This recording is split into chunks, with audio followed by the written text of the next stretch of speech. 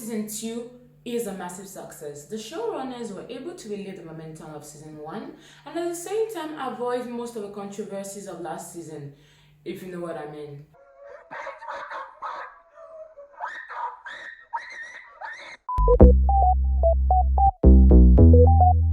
No way!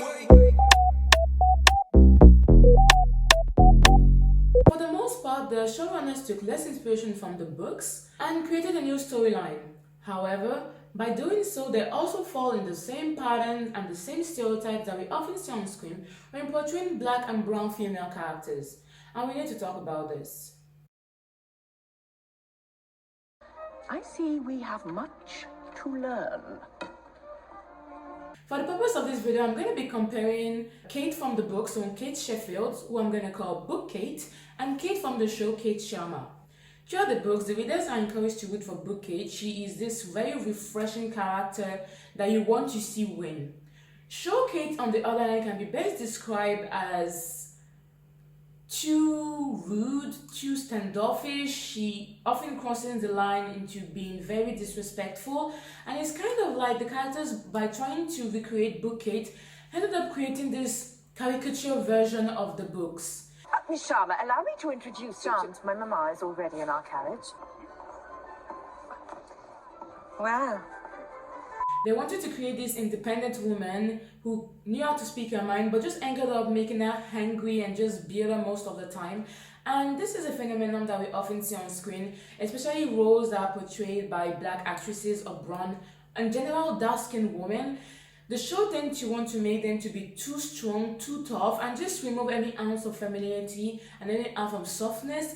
And it's actually unfortunate because Show Kate was supposed to be the center of attention. She was this new character. We were supposed to be rooting for that girl. But half of the time, I just felt like being like, girl, shut up and sit down, because she was so annoying. The main difference with Kate on the show and Kate in the books is that although they are both strong-headed women who have an opinion on their own, Book Kate would have never went against Lady Danbury. Very few attempt to outwit me, and even fewer succeed. Because going against Lady Danbury wasn't a matter of being right or knowing what's best for Iduna, it was a matter of respect. Never mind her, the Dowager is not half as frightening as she thinks she is. Book Kate would have maybe talked to Lady Danbury. She would have tried to make peace. She would have tried to make like find a middle ground. But Show Kate just comes out as really disrespectful and just utterly unpleasant. Delighted to make your acquaintance, Lady Danbury. My sister and I do look forward to your sponsorship this season. And so it just appears weird why the showrunners will make the decision to introduce Kate and just put her against an already beloved and established character. And for all her self-righteousness, Kate is very ill-informed about the men on the throne. What about the Duke of Suffolk? According to Debrett's, he should be quite the catch this year. The Duke flaunts his mistresses. I assure you, Miss Sharma, I have our prospects well in hand. She doesn't really make the good decision about who would be best for Iduna. And it's just a general narrative in the show that Kate just keeps making bad decisions. So it's very interesting to see that they will introduce this new character that we know nothing of, and that they would just pin her against character that we already love and just portray her in this very negative form, especially because Kate in the show was never portrayed that way. She was never seen as being too much. You have kept so very much from me. Go. Anywhere else, Kate. The second issue that I had with the portrayal of Kate was a relationship to her family and most importantly with her mother. Given that the relationship between the Sheffield family is one of the important aspects of the books, it is hard to understand how the writers could have gotten that all wrong, like literally wrong, because the Sharma sisters and their mother are as tight as the Bridgerton. They love each other. Lady Sheffield, so Sharma on the show, do not make any distinction between her and her daughters, and they are absolutely most of the time on the same page. But when you look at the beginning of season 2, it is clear that none of the Sharma women are on the same page about anything. Like the entire storyline about Kate taking care of the family finances after the death of their father is so Like, how does that even happen? Like, how is that even fair? So the show was trying to make a parallel between Kate's experience when she lost her father and Anthony's experience when Lord Bridgerton died. But it's not quite the same thing, is it? Because when Anthony's father died, Anthony became the head of the house. He became the head of the Bridgerton house. And the outside world looked to him for guidance as the first male heir. Why would Mother be mad? Because those rooms belong to you, my lord. You are the Viscount now. They ask you how you are, you just have to say that you're fine when you're not really fine. Kate, on the other hand, is not a man, and she's not, and nobody would be looking at her for any guidance. When her father died, Lady Sharma became the head of the Sharma home, and people would be looking for her to take care of their finances, and she has 2 daughters. So it's very hard to understand how Kate came to be making all the decision and be the one to be looking for ways for her sister and her mother to survive. And how did Lady Sharma actually let that happen? I also kind of understand where Kate is coming from, because most of the time, children that lost their parents and find a new home, in a sense, try to make themselves worthy of being there. So we often see that in adoptive children. When they get adopted into this new family, they tend to try to make themselves useful or to prove that they deserve the love by trying to take up all this responsibility that is not theirs to take. So I can kind of see why Kate will think that she should be the one to be taking care of her sister and she should be the one to be taking care of her mother. But just because she felt the need to take all this decision doesn't mean that Lady Sharma should have let her take the lead. Kate feels quite passionately about her sister's prospects this season. The fact that Lady Sharma would just accept that Kate would just give up her entire life just to dedicate herself to Edwina, for Edwina to have the best prospect, is just very strange and just doesn't look good on Lady Sharma. Like, Lady Sharma just stayed quiet while Kate was playing the mother, the accountant, the manipulator, the schemer, the teacher, the everything, and she just stayed quiet for most of the season. I must compliment you on your daughters, Lady Mary. They are a credit to you. They are my greatest blessing indeed. For a matter of fact, the actress that played Lady Sharma was just... she was absent most of the time, or she wasn't... when she was in the scenes, she wasn't even talking. It actually became strange because when she was supposed to be talking and you would expect her to do something, she just stayed quiet. So, and I really don't know what the actress did to the producer and why they decided to silence her for most of the season. But most of the conversation that she should have been having with Kate, it was actually Lady Danbury having this conversation with Kate. So the dynamic between the 3 women was just very odd. And we just really get this impression that she loved Edwina more than Kate. And she just saw Kate kind of like, almost like this second mom figure for her daughter, and not really as a daughter. Oh.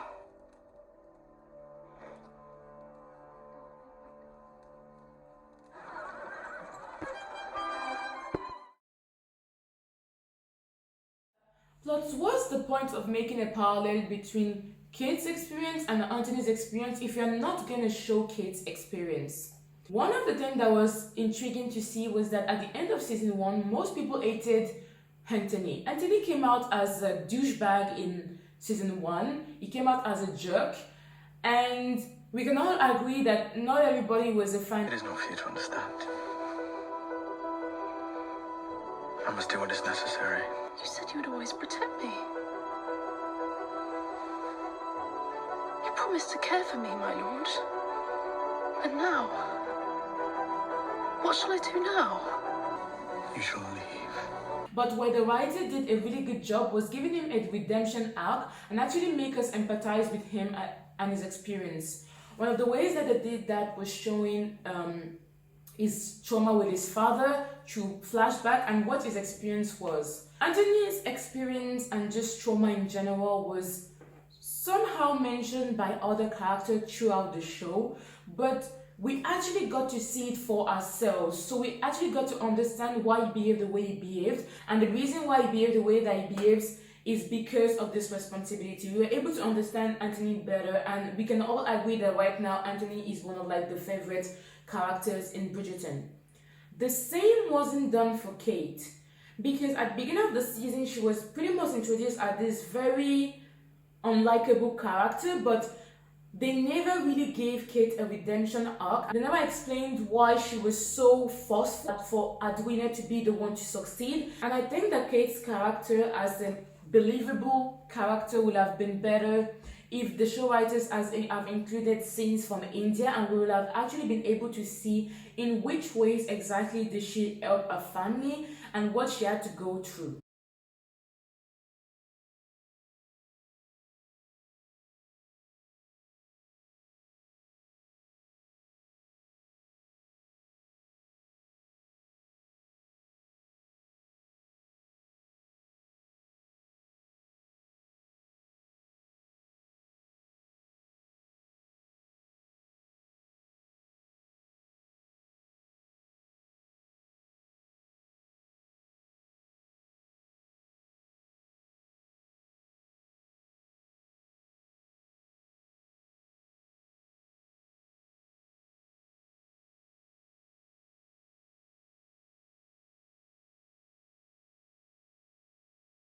In order for the viewer to actually empathize with the character, we need to be able to see why we should like the character.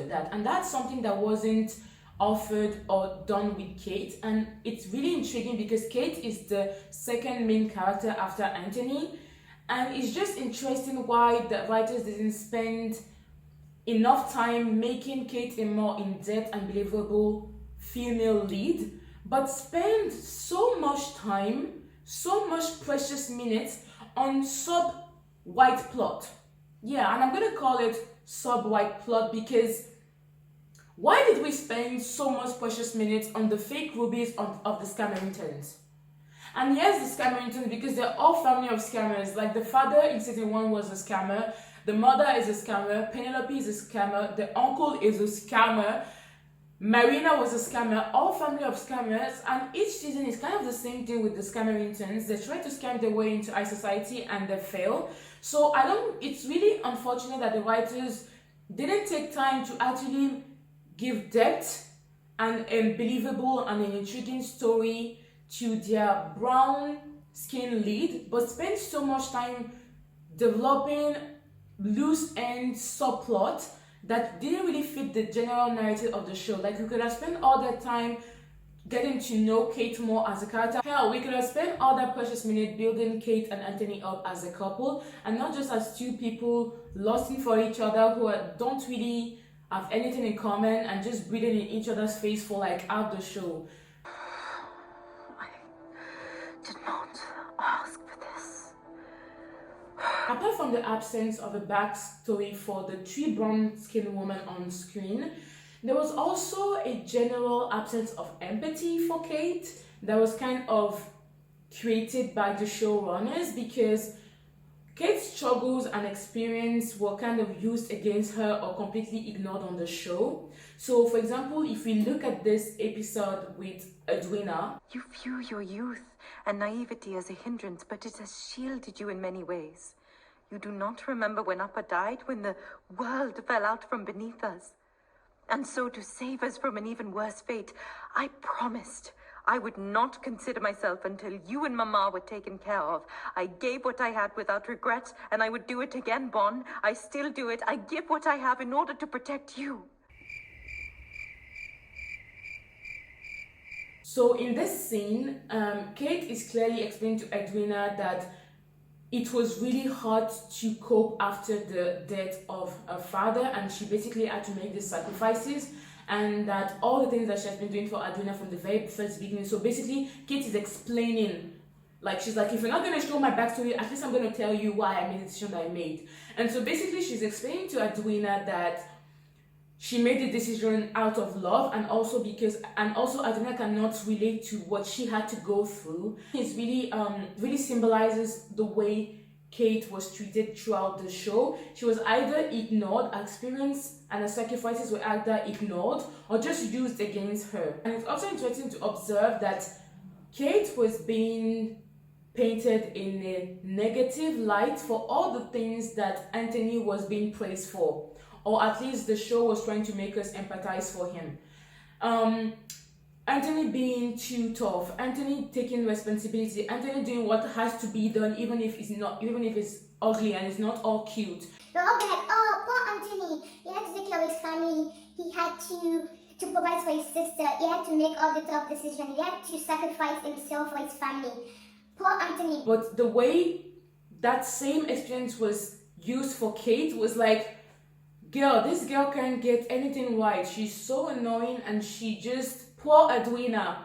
Kate, you're such a bad sister. The treatment of Kate's narrative in the story actually illustrates the double standard in today's society, which is the fact that men are actually praised for the same thing that women are being diminished and blamed for. So if a man does something, well, he did what had to be done, he's brave, he's assertive, but when a girl does it or a woman does it, then she's just being a bitch.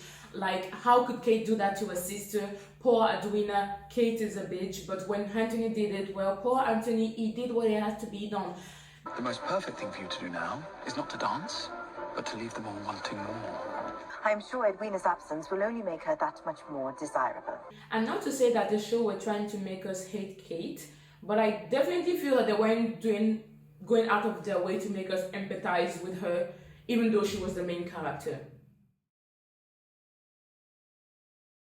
And so we can kind of mirror the way Simon was treated on the show and the way Kate was treated, these two people of color. So Simon didn't always take all the right decisions in season 1.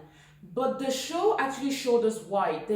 Whether we agree with Simon's decision or not, we understood where it was coming from. We understood that his decision came from past trauma. His upbringing and his relationship with his father was the reason why he didn't want to have kids, whether we agree with it or not. But for Kate, the same courtesy and the same treatment wasn't given. So it's actually interesting to see in which ways the show actually deals with male trauma and female trauma. So for men, we can clearly see the show gives more emphasis in building up their male characters and giving them more fleshed out characters. But at the same time, the show often gives their female character more two-dimensional stories and just make them really basic and really shallow and don't really go into depth in why the women act the way they are.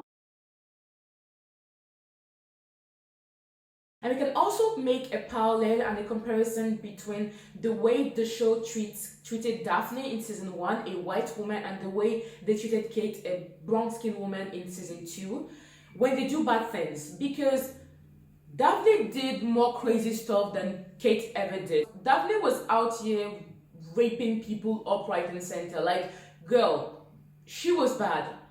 But the show treated Daphne as though she was a victim. She was portrayed as this very innocent, fragile, could do no wrong female character that didn't add to honor to any of the bullshit that she pulled in season 1. Daphne never got to apologize for the things that she did to Simon. She never had to repent. It was Simon that had to apologize for his trauma and actually beg for forgiveness for his wife. So Daphne was portrayed as this innocent flower. On the other end, Kate had to experience and take accountability for all the bullshit that she pulled in season 2. Like, she had to apologize to Adrina so many times. Her mother was barely looking at her, and like nobody was out here cuddling or making Kate seem like an innocent victim. Nobody was giving her the benefit of the doubt. Nobody was trying to be understanding and be like, oh, she's in love. No, she was getting the side-eyed by everybody, and she definitely had to answer to Edwina. Well, I appear to be a very good liar. Something else you and the Viscount have taught me, perhaps?